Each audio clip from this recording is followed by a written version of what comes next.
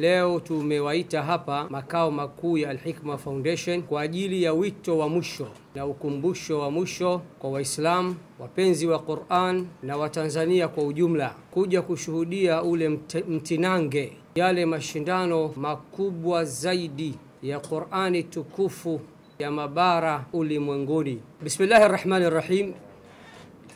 Alhamdulillahi Rabbil Alamin, wassalatu wassalamu ala ashrafil anbiya'i wa imamil mursalin sayyidina Muhammadin wa ala alihi wa sahbihi ajma'in.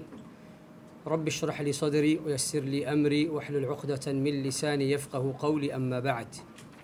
Ndugu waandishi wa habari na Watanzania kwa ujumla, awali yoyote naomba niwasalimie kwa salamu ya Kiislamu, salamu yenye amani ndani yake. Kwa Kiarabu niwaambie assalamu alaikum, na kwa Kiswahili niwaambie amani ya Mola iwe juu yenu.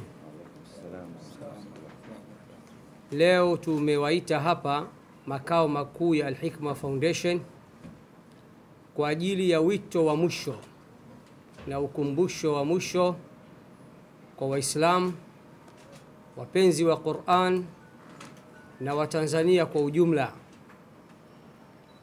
kuja kushuhudia ule mtinange, yale mashindano makubwa zaidi ya Qur'ani tukufu ya mabara ulimwenguni yanayotambulika kwa jina The Greatest Intercontinental Holy Quran Competition, kwa Kiarabu musabaqatu قارات العالم الكبرى للقرآن الكريم, na kwa msisitizo kwa Kiswahili mashindano makubwa zaidi ya Qur'ani tukufu ya mabara ulimwenguni.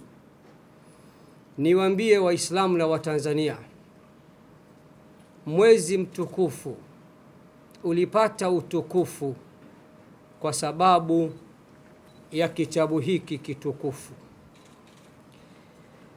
Malaika Jibril amepata utukufu kwa sababu ya kupewa jukumu la kukishusha kitabu hiki kitukufu. Naye mtume wetu Muhammad sallallahu alayhi wasallam alipata utukufu kwa sababu ya kushushiwa kitabu hiki kitukufu. Nasi tumeambiwa ili tupate utukufu ni lazima tushikamane na kitabu hiki kitukufu, lazima tukifuate kitabu hiki kitukufu, na lazima tukienzi kitabu hiki kitukufu. Al-Hikma Foundation kwa kuzingatia hilo, ndani au katikati ya mwezi mtukufu tunakuletea mashindano ya 25 robo karne hiyo baba, yatakayofanyika tarehe 16 wiki hii tu ya mbele, ndani ya mwezi huu wa 3 mwaka huu 2025, insha ar-Rahman alladhi allama al-Quran, kuanzia saa 12 asubuhi kama kawa hadi saa 6:30 mchana. Hakuna kiingilio, ni bure kabisa. Watu wote hata wasiokuwa Waislamu Qur'ani inawahusu.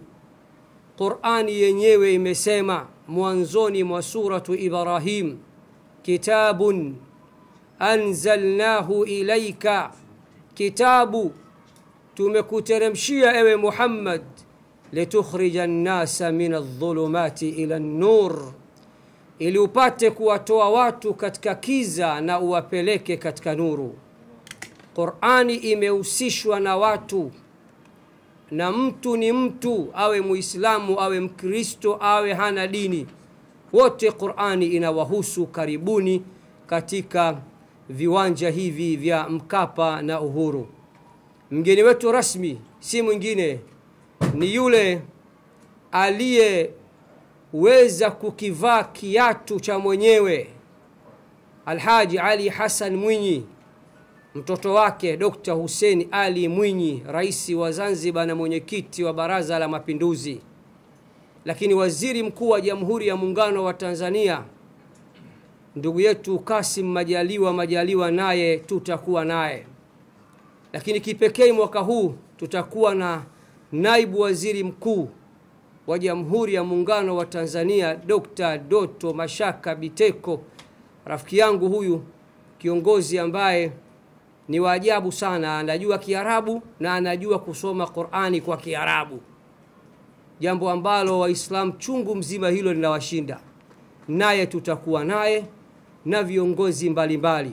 Kipekee mwaka huu tutakuwa tuna makadhi wa Afrika Mashariki yote watakuwa ndani ya uwanja wa Mkapa insha Ar-Rahman alladhi allama al-Qur'an.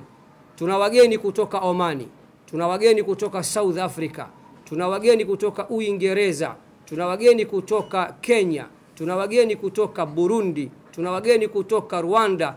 Dunia nzima sasa imekwisha changamka kuja kujionea ni nani, ni bara lipi litakaloondoka na kitita cha milioni 30. Kwa kumalizia, niwaambie Waislamu na Watanzania kwa ujumla, Al-Hikma Foundation kila mwaka tuna slogan na tuna kauli mbiu na tunakuja kivingine. Mwaka huu kauli mbiu yetu inasema Qur'ani tukufu ni moja kati ya mawili baba, ama ikunyanyue au ikubwage. Twendeni sasa ikatunyanyue, kwa sababu hayo kayasema Bwana Mtume Muhammad sallallahu alayhi wasallam katika hadithi iliyo sahihi pale aliposema inna Allaha yarfa'u bihadha alkitabi aqwaman wa yad'u bihi akharin. Hakika ya Allah kuna watu atawanyanyua kupitia kitabu hiki, atawapandisha daraja juu kwa juu, watakuwa matawi kweli kweli, nyota isiyoshikika kupitia kitabu hiki. Wakati gani? Watakapo kienzi ukweli wa kukienzi, wakakifuata ukweli wa kukifuata, wakakiheshimu ukweli wa kukiheshimu, wakakisoma, wakakihifadhi, wakakifanya kwa dira yao, wakakifanyia kazi, wakakipenda.